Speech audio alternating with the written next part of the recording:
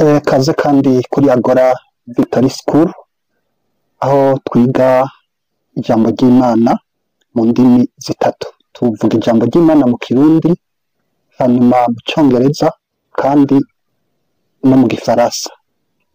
Ni ya ntumbero yo kugira tumenyere icyo twakwita vocabulaire biblique, amajambo y'Imana mu zindi ndimi.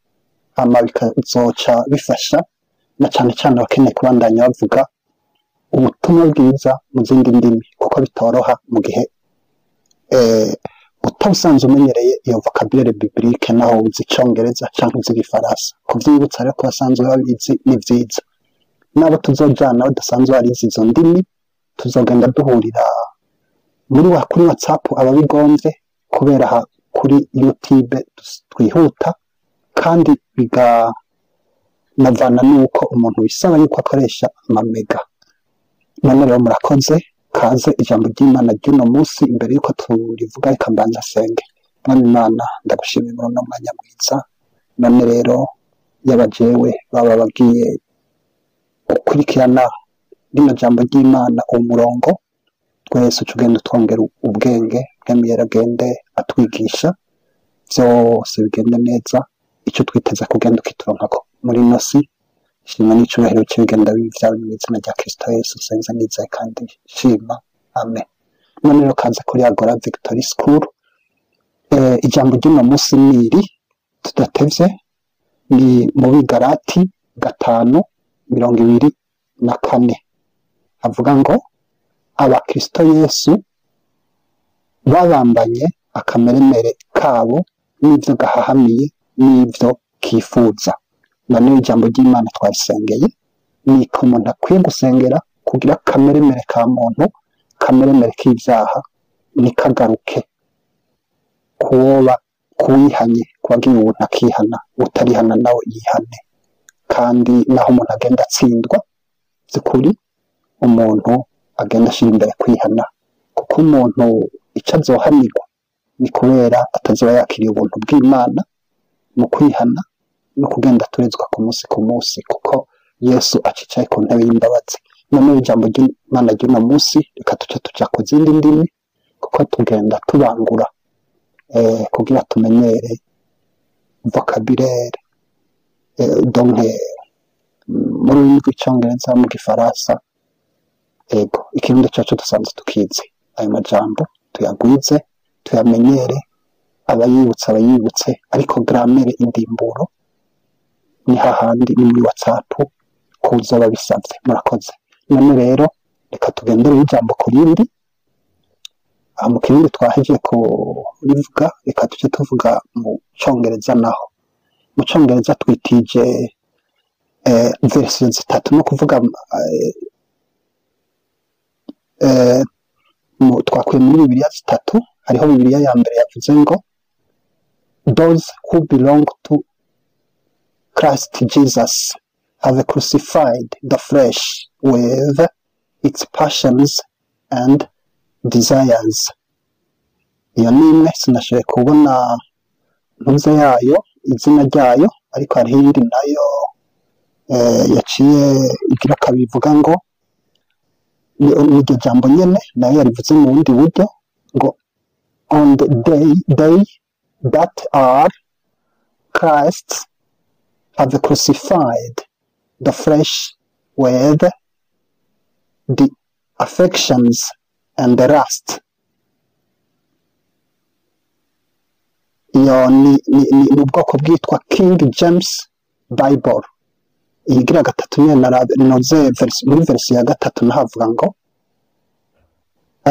and those who are Christ have crucified the flesh with its passions and desires.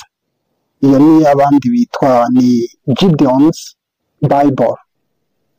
Iyo ni ya gatatu. Ceux qui appartiennent à Jésus-Christ ont crucifié la chair avec ses passions et ses désirs. Tuca rero turaba nk'uko bisanzwe, tuca tugenda dufata umurongo umwe tuwuvuga mu Congereza, mu Gifaransa no mu Kirundi. Dufashe rero ku karongo ka mbere ko twabicagaguye ni those who belong to Christ Jesus. Ni ukuvuga hanyuma kandi tuba mu yindi version yacu ivuga ngo and they that are Christ.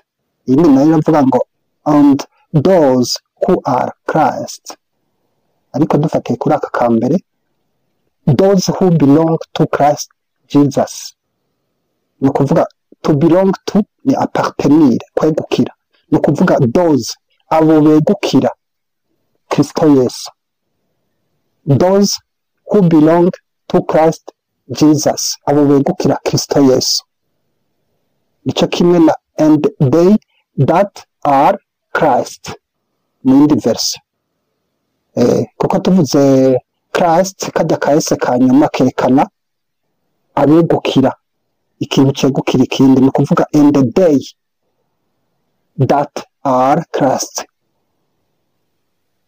and those who are Christ. Ya nindi gira ni verse gira gatatu mu gifaransa niho acavuga ngo ce qui appartiennent à Christ ou à Jésus-Christ. Ariko tujera kuri izi verse zivuga ngo and they that are Christ, niho avuga ngo ese qui sont à Christ, ngo aba Kristo. Ariko those who belong to Christ Jesus ni abegukira Kristo. Kubera to belong to ni kwegukira Kristo. Tuca tujana hari inyuma muraje gusanga aya mavokabirere tuzoba twabandikiye. Murakoze. Nico gituma umuntu atoca agarukira hagati ariko yo kurikirana na hari inyuma akabona aho twabandikiye amavokabirere. Hanyuma rero haca haza ku murongo wa kabiri hacavuga ngo have crucified the flesh. Ni ukuvuga ngo yabambye umubiri. On crucifie la chair n'umubiri ariyo the flesh. Crucify nayo ni crucifie. To crucify ni crucifie ni kubamba. Have crucified ni those who belong to Christ Jesus, abo begukira Kristo. Have crucified the flesh, babambye umubiri. To crucify the flesh, kubamba umubiri. Crucifier la chair. Yego, ariko Bibiliya yayicizana muri traduction yayo ngo babambanye kameremere. Akameremere kaba, akameremere niko gasubira umubiri, ariko dufashe literalement the flesh ni umubiri. Murakoze. Aha ni ku gace ka kabiri. Tuja ku gace ka gatatu naho aho kavuga ngo crucified the flesh with its passion and desires. Ni kuvuga with its passions and desires. Ni avec ses passions et ses désirs. Mu gifaransa muca mwumva yuko vyegeranye ko passions mu gifaransa ni passion, desires ni désir. Desires ni vyifuza, ariko na passion avec ses passions canke with its passions mu kirundi ni n'ivyo gahahamiye, n'ivyo umubiri uhahamiye, n'ivyo wifuza. Ivyo wifuza ni its desires, ivyo uhahamiye its passions. Kuko passion ni ibintu uhahamiye cyane, guhahamira ikintu, donc ibintu bihahamiwe. Ariko desire birumva ko ari ukwifuza kugarutse, no kwifuza gusanzwe. Nibyo tujya gusanga ni amavokabulary y'inyuma turayabandikira. Iyi version nayo ivuga ngo with the affections and the lust, gisigura mu gifaransa ngo avec ses affections et ses convoitises. Mu kirundi naho ngo nivyo gakunda nivyo kifuza cyane. Aha tuje tugaharura the affections, gisigura affection mu gifaransa, ariko mu kirundi kigasigura ngo ivyo gakunda, kamemere ka muntu. Hama and lust, iyi lust naho no kwifuza. Aho lust ni ibyifuzo muga ivyifuzo vy'umubiri umugore yifuza umugabo umugabo yifuza umugore nico ni lust ni ivyifuzo bitandukanye no kwifuza ibintu twabandika yari inyuma twashira ibintu vya covet ni kwifuza ibintu covetousness ivyifuzo ukwifuza ibintu bitandukanye na lust isigura kwifuza ivyifuzo hagati ya au niveau sexuel ego hanyuma hacaza kuri versi ya gatatu y'icongereza bavuga ngo with its passion and desires nico kimwe na versi ya mbere kuko bivuga ngo passion twagisiguye na desires twagisiguye no kuvuga rero tugiye muri rya jambo ryose rica riza rigasigura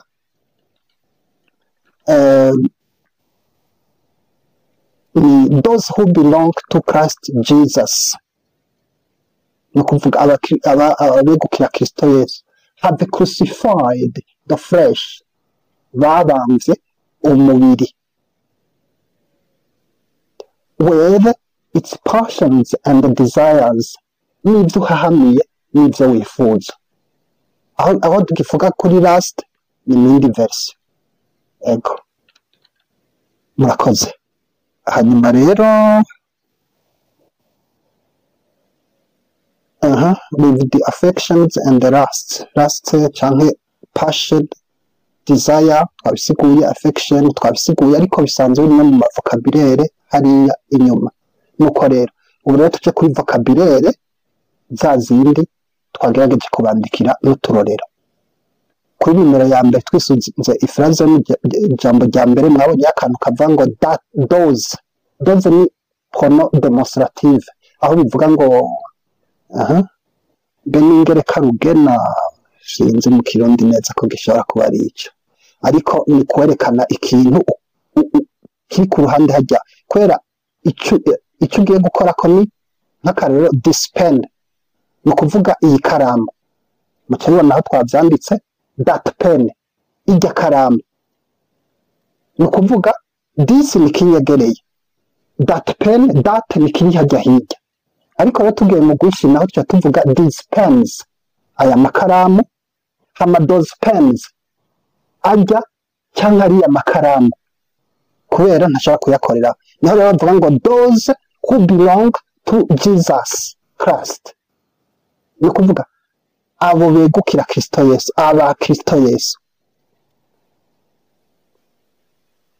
nuko aho twagonze kwerekana ikono demonstrative mu gitahura ariko ababikeneye ni hamwe muri grammaire mo dushobora kuzajana muri groupe WhatsApp kugira tuzimbike neza tuvyagure okay hanyuma rero tuza rero ivyo twabisiguye tuvuze dispense amakaramu canke sestiro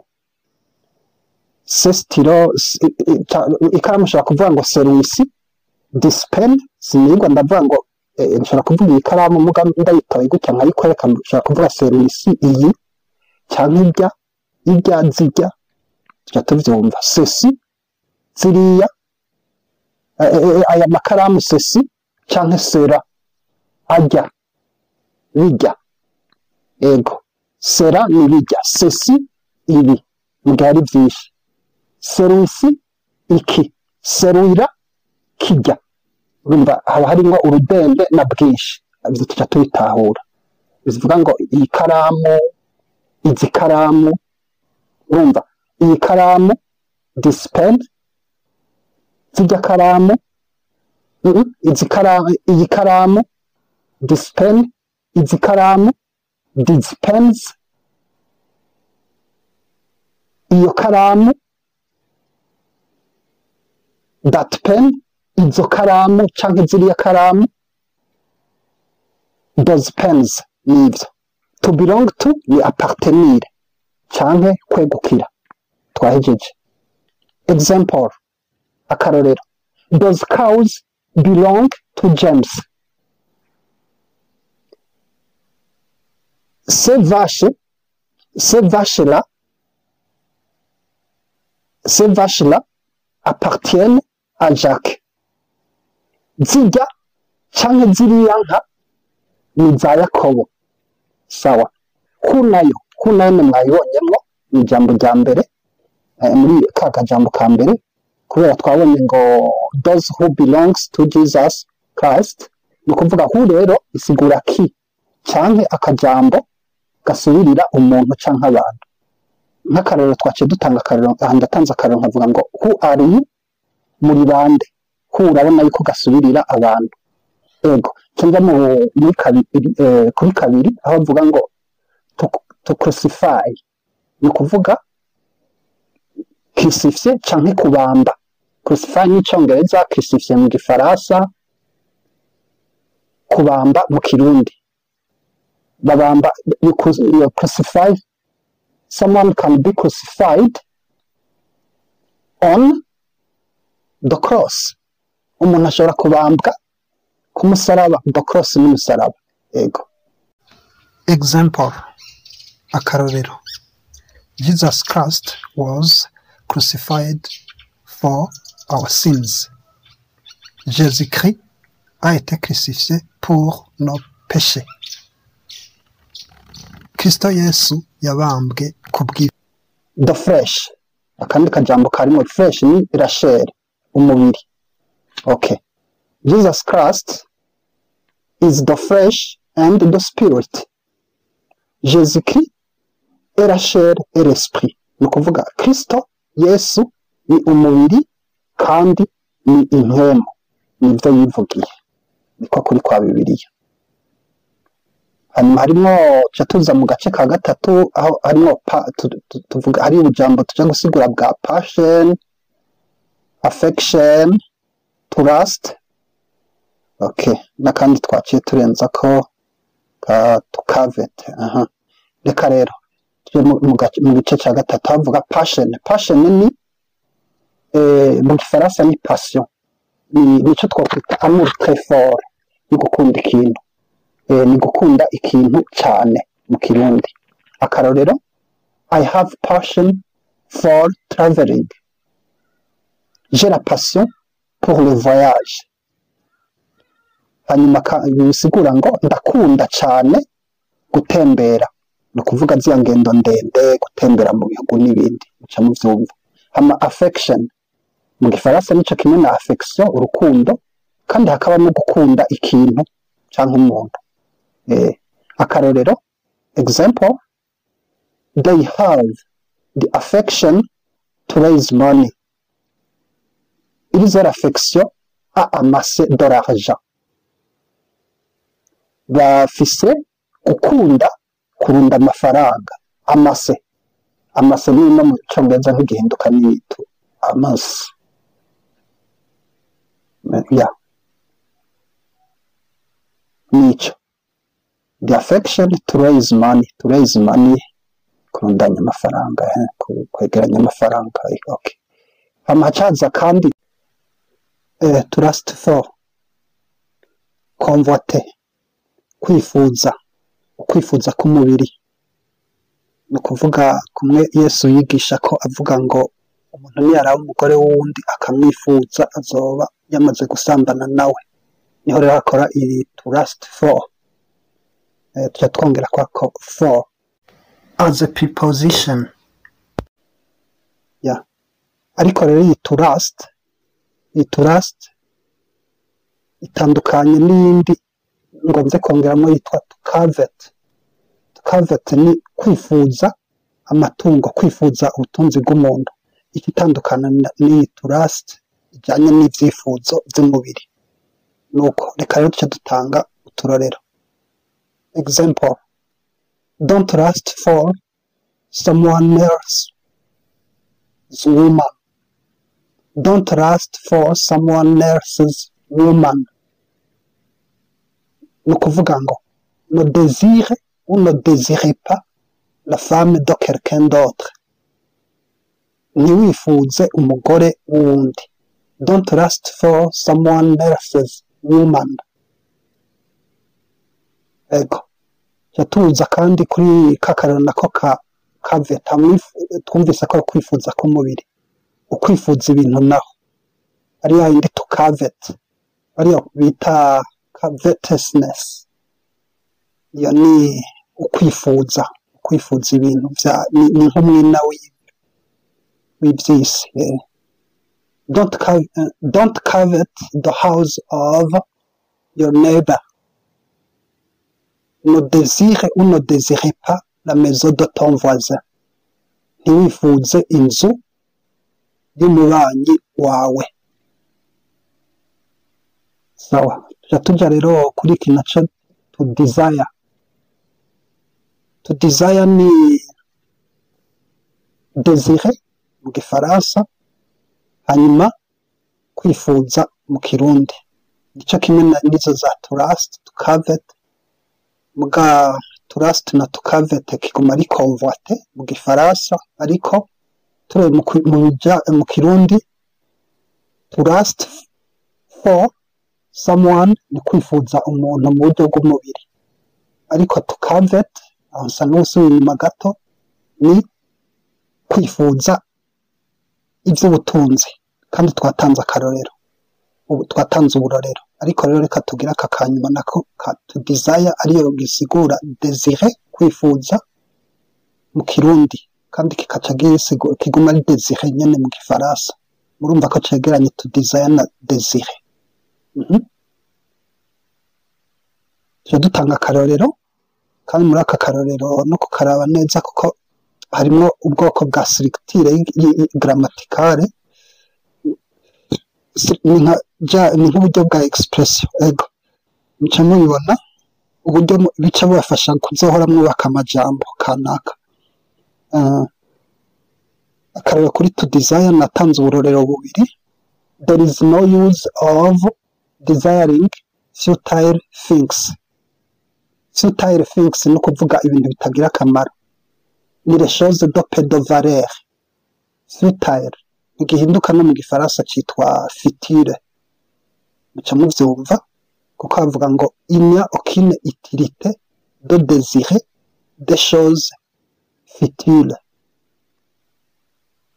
There is no use of desiring futile things.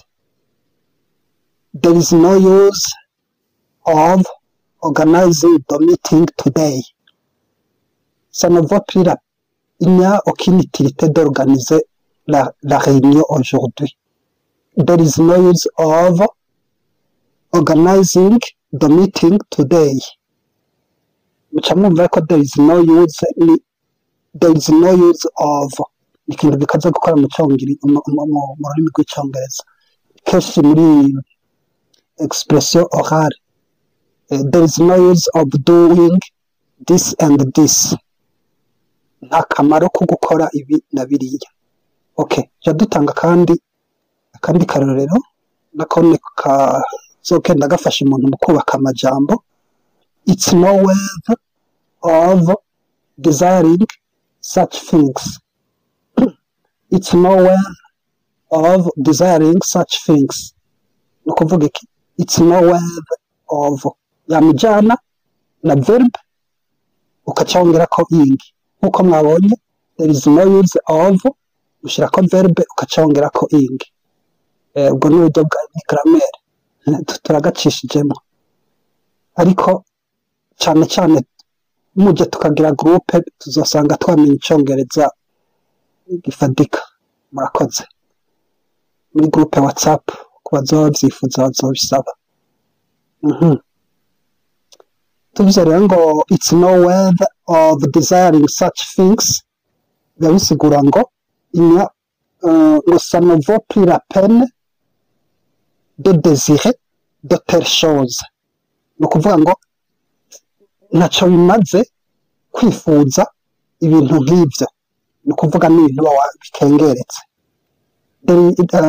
Ça ne vaut plus la peine de désirer de telles choses. It's no way of desiring such things. Thank you very much. Murakoze ku mwanya rero twamaranye, nkaba rero ndabashimiye, ndabasaba kugira subscribe kugira ntihage ni ibiganiro bizogenda bibarengana, ayandi maresa azogenda barengana, mugira share, mugira like, mugira na commentaire. mutubwira icyo dukwiye guhindura. Ego kandi munarumva kubitanga naho mukagira share ou partage nabyo ni byiza kuko bica bituma n'abandi babyungukiramwo natwe bikaboneka yuko ibintu byacu biriko birakurikirwa gutyo na platform na YouTube igaheza igira umwete wo kubikwiragiza. Murakoze, ndangize no gusenga. Mwamana ndagushimiye kuri uno mwanya mwiza nabayemwo, none rero aya majambo yigishe jewe, yigishe n'abadukurikira bose, hanyuma kandi uduhe umwete, uturinde gupfisha umwanya ubusa, hanyuma umusaruro w'iki gikorwa kuba ariko bariga